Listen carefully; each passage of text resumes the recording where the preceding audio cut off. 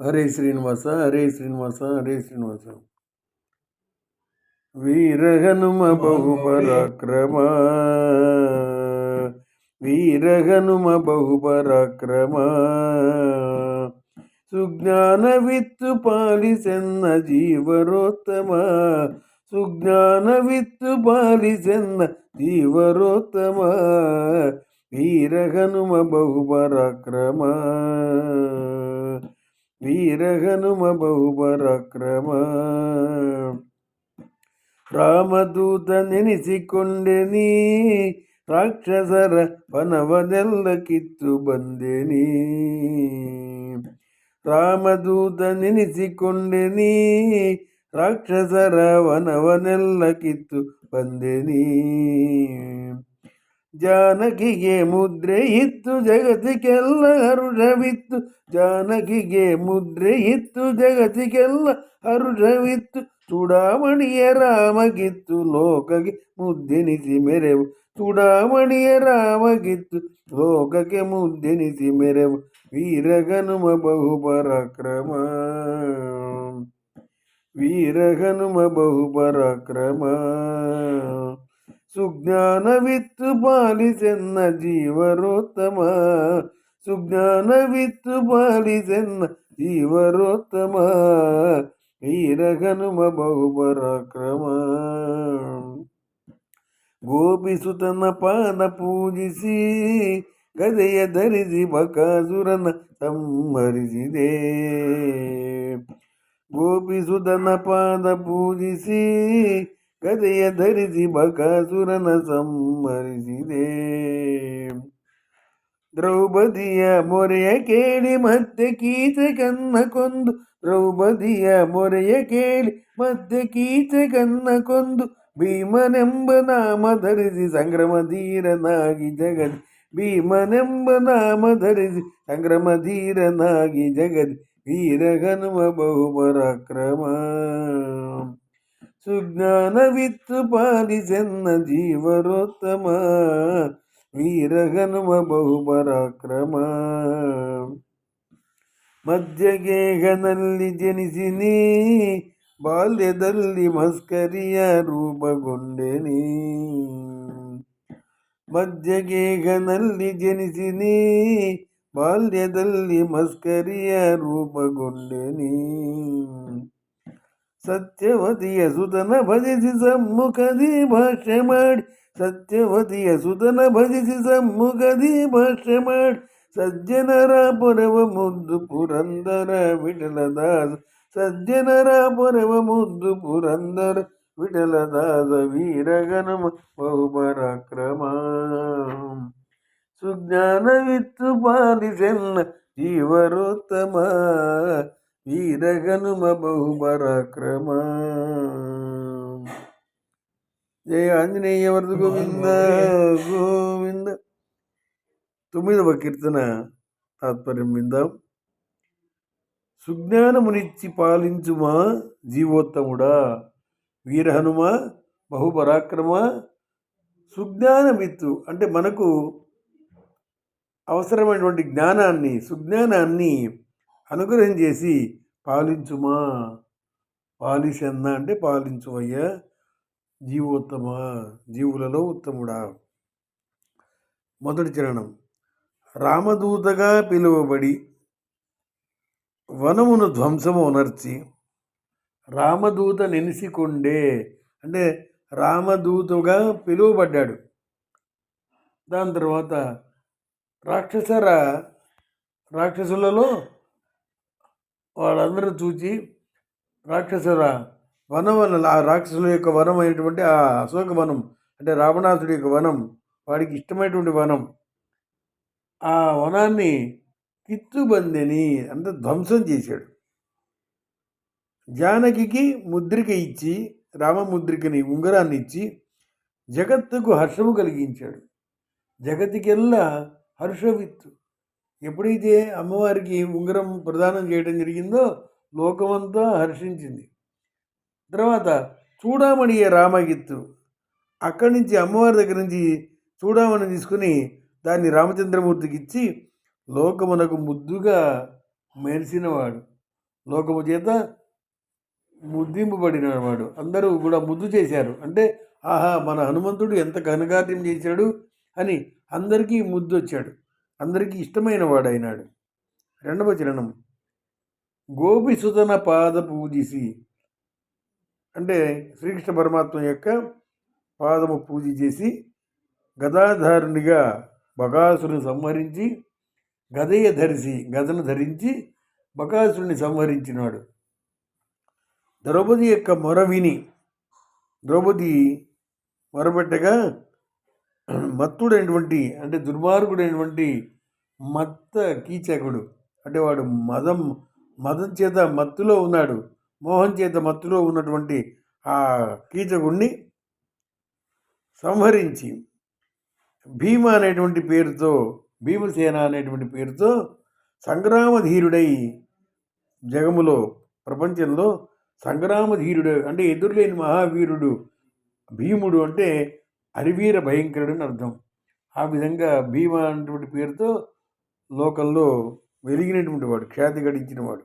మూడవ చరణంలో నట్టింట బ్రాహ్మణుడు మధ్యగేహ నెల్లై, అంటే ఆ పాదిక క్షేత్రంలో ఊరి మధ్యలో ఉంది మధ్వాచార్యుల వారు పుట్టిన ఇల్లు.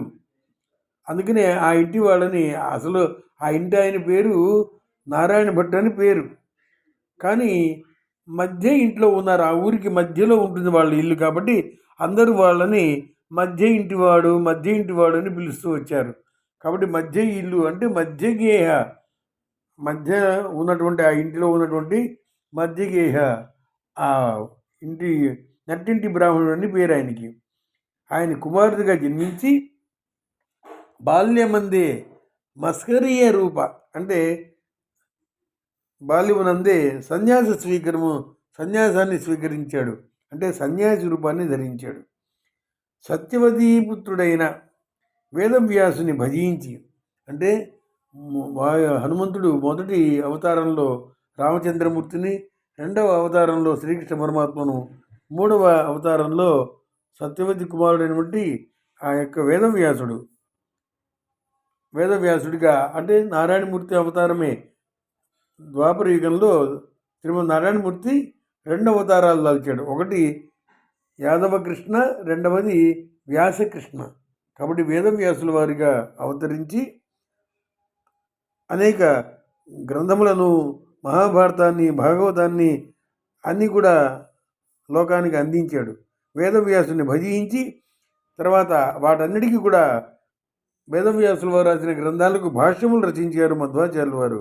అలాగే సజ్జన ప్రియుడై కాపాడినటువంటి వాడు, అందరినీ కాపాడేటువంటి పురంధర విఠలుడికి దాసుడైన వాడు, సజ్జనరా పొరెవ, సజ్జనులను కాపాడుతుండేటువంటి వాడు హనుమంతుడు. ముద్దు పురంధర విఠల దాస, పురంధరుడు అంటే శ్రీమన్ నారాయణమూర్తి యొక్క దాసుడైనటువంటి మహాభక్తాగ్రగణ్యుడు. సామాన్యంగా తెలుగు వాళ్ళు హనుమంతుడిని ఎక్కువగా ఆరాధిస్తారు. ఎందుకంటే హనుమంతుడు అనగానే మహాభక్తాగ్రగణ్యుడు అని చెప్పి హనుమంతుడి యొక్క భక్తికి ఎల్లలేవు, సాటి లేదు. కానీ రెండవ అవతారం అదే వాయుదేవుల వారు భీమసేనుడిగా అవతరించినప్పుడు అంతగా ఆయన్ని పట్టించుకోలేదు. ఎందుచేత అంటే ఆయన కథ విన్న తర్వాత ఏమనిపిస్తుందంటే ఈయన ఒక తిండిపోతులాగాను, ఎందుకంటే మొత్తం తెచ్చినటువంటి ఆహారంలో సగభాగం ఒక్కడే తింటాడు, మిగతా సగభాగాన్నే మిగతా వాళ్ళందరూ కలిసి తింటారు. కాబట్టి తిండిపోతుగాను, అలాగే పొగరుబోతుగాను, భయంకర రూపిగాను ఈ విధంగా ఆయన పైన ముద్ర వేశారు. ముద్ర పడింది. కానీ న్యాయంగా ఆలోచిస్తే సరైనటువంటి మార్గంలో మన వాళ్ళు సరిగా ఆలోచించలేదని అర్థం. ఎందుచేతంటే వాయుదేవుల వారి మొదటి అవతారంలో అంత అత్యంత గొప్ప భక్తుడిగా ఉన్నటువంటి హనుమంతుడు రెండవ అవతారంలో ఆ రీతిగా ఎలా ఉంటాడు? ఆ భక్తి అంత ఎడిపోయింది, భక్తి ఎలా మాయమవుతుంది? వేషమైతే మారింది, కానీ హనుమంతుడు కాస్త భీమసేనుడిగా వేషమైతే మారింది, పేరు మారింది, రూపం మారింది, కానీ అసలైన భక్తి ఎక్కడికి పోతుంది? త్రేతాయుగంలో అచంచలమైన రామచంద్రమూర్తి యొక్క భక్తుడైనటువంటి వాడు రెండవ అవతారంలో అసలు భక్తే లేకుండా ఉంటాడా అని అంటే అది పొరపాటైనటువంటి సరైనటువంటి మనం అర్థం చేసుకోలేదని అర్థం. ఎందుకంటే హనుమంతుడు ఎంత భక్తుడో భీమసేనుడు అంతే భక్తుడు.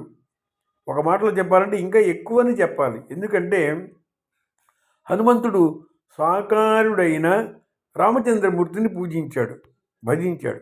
కానీ అదే రెండవ అవతారంలో భీమసేనుడిగా అవతరించినప్పుడు ఈయన విరాట్ పురుషుణ్ణి సేవించడం మొదలుపెట్టాడు. అంటే భీమసేనుడు ఎంత భక్తుడో మనకు అర్థమవుతుంది. ఈయన విరాట్ పురుషుణ్ణి అంటే ఈయన పూజ అందరిలాగా చేయడు. ఒక వనాన్ని చూస్తే ఆ వనంలో ఉన్నటువంటి పుష్పాలన్నీ కూడా ఒక్కసారిగా భగవంతుడికి చూపించి విరాట్ పురుషుడికి చూపించి మొత్తం కృష్ణార్పణం అంటాడు. ఒక నదిని చూచాడు అనుకోండి, ఆ నదితో జనరల్గా ఎవరైనా ఆ నీళ్లు తీసుకొని అభిషేకం చేస్తారు. కానీ ఈయన విరాట్ స్వరూపాన్ని అభిషేకం ఎలా చేస్తారంటే ఆ నదిలో నీళ్ళన్నింటినీ భగవంతుడికి చూపించి మొత్తం నీళ్ళన్నీ కృష్ణార్పణం అంటాడు. అంటే అన్ని నీళ్లతో అభిషేకం, అది విరాట్ పురుషుడికి అభిషేకం.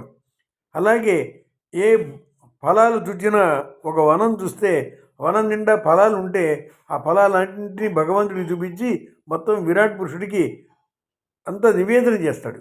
ఆ రీతిగా అంతటి భక్తుడు. ఇంకా ఈయన మహాభక్తుడు అని చెప్పడానికి మరొక కథ కూడా ఉంది. ఎందుకంటే అదే భీమేకాదశి కథ. మామూలుగా మనకు భీష్మేకాదశి తెలుసు, ముక్కోడు ఏకాదశి తెలుసు, అలాగే తొలి ఏకాదశి తెలుసు. చాలా చాలా వాటికి కథలు ఉన్నాయి. వైశాఖ శుద్ధ ఏకాదశిని భీమేకాదశి అని పిలుస్తారు. అంటే భీముడి పేరుతో ఏకాదశి అది. ఎందుచేతంటే ఒకసారి ద్వాదశి పారణ అప్పుడు భోజనానికి కృష్ణుడు రాలేదు. వంటలు సిద్ధమైనవి, పాండవులు భోజనానికి సిద్ధంగా ఉన్నారు. కుంతీదేవి, ద్రౌపదీదేవి వంటలు పూర్తి చేశారు. కానీ కృష్ణుడు రాలేదు. కాబట్టి కృష్ణుడికి పిలవడానికి ధర్మరాజు ప్రయత్నించాడు, బావా అని పిలిచాడు. కృష్ణుడిని జవాబు లేదు. దాని తర్వాత భీమసేనుడిని పిలుస్తానంటే నువ్వు తిండిపోతివి, నీవు వద్దు అని ఆయనకి అవకాశం ఇవ్వలేదు. తర్వాత అర్జునుడు పిలిచాడు, బావా అని కృష్ణాన్ని పిలిచాడు, కానీ జవాబు లేదు. తర్వాత నకుల, సహదేవులు కూడా పిలిచారు. తర్వాత ద్రౌపదీదేవి పిలిచింది. ఆనాడు ఆ స్వామి కాపాడాడు కాబట్టి, వస్త్రాలు ఇచ్చాడు కాబట్టి అన్నా అని పిలిచింది. అయినా ఆయన ప్రత్యక్షం కాలేదు. ఇంకా చివరిగా మిగిలిన వాడు భీమసేనుడు. అప్పుడు ధర్మరాజుతో అన్నాడు భీమసేనుడు, సరే నేను పిలుస్తానన్నాడు. సరే ఇంకా గతి లేదు, సరే పిలవమనేటప్పటికల్లా ఇప్పుడు భీమసేనుడు ఏం చేశాడంటే నేరుగా బయటికి వచ్చాడు. చేతిలో ఉన్నటువంటి భీమ గద, అది భయంకరమైన గద, అది ఎవరూ ఎత్తలేని గద. దాన్ని ఒకసారి గిరగిరా తిప్పి ఆకాశంలోకి వదిలాడు. అది చాలా పైకి వెళ్ళింది. అక్కడ ఆగి కిందకి రావడం మొదలుపెట్టింది. అది కిందకి వస్తుండగా భీమసేనుడు ఏం చేశాడు, నేరుగా అది కరెక్ట్గా దిగేటువంటి పడేటువంటి చోట ఆయన నిలబడ్డాడు. నిలబడేటప్పటికల్లా అది నేరుగా వచ్చి ఆయన తలపైన పడుతుంది. తలపైన పడితే భీమసేనుడు మరణిస్తాడు. కృష్ణుడు రాకపోతే, భోజనం లేకపోతే భీమసేనుడు ఆకలితో మరణిస్తాడు. కాబట్టి కృష్ణుడు వస్తే పర్వాలేదు, రాకపోతే మరణం తప్పదు. ఎందుకంటే గద పడినా మరణం తప్పదు, కృష్ణుడు రాకపోయినా మరణం తప్పదు. ఆ విధంగా కృష్ణ నీదే భారం, ఈ శరీరం నువ్వు రాని తర్వాత ఈ శరీరానికి విలువ లేదు అని 2 చేతులు నమస్కారం పెట్టి ఆ నిశ్చేష్టగా నిలబడ్డాడు. ఆ సమయంలో శ్రీకృష్ణ పరమాత్మ ప్రత్యక్షమై ఆ కిందకి దిగుతున్నటువంటి ఆ గదను పట్టుకొని, బావా ఏమిటి అఘాయిత్యం, ఏమిటి సాహసం, ఇలా చేయవచ్చా అన్నప్పుడు, మరి కృష్ణ నువ్వు రాకపోతే మరి భోజనం పెట్టరు, భోజనం లేకపోతే నాకు ఆకలి కదా, మరి నా ప్రాణం పోతుంది, కాబట్టి నేను ఎలాగూ మరణించాలి, కాబట్టి నీ యొక్క రాక కోసరంగా ఎదురు చూచాను అని అంతటి అద్భుతమైనటువంటి భక్తి శక్తి శ్రద్ధలు కలిగిన వాడు భీమసేనుడు. అందుకనే ఆ వైశాఖ శుద్ధ ఏకాదశిని భీమేకాదశి అని పిలుస్తారు. అంటే ఇప్పుడు మనకు హనుమంతుడు ఎంత భక్తుడో భీమసేనుడు కూడా అంతే భక్తుడు. కానీ రూపం మారిన తర్వాత, అవతారం మారిన తర్వాత భక్తిలో ఎటువంటి లోపము లేదని తెలుసుకోవాలి. హరే శ్రీనివాస. హరే శ్రీనివాస.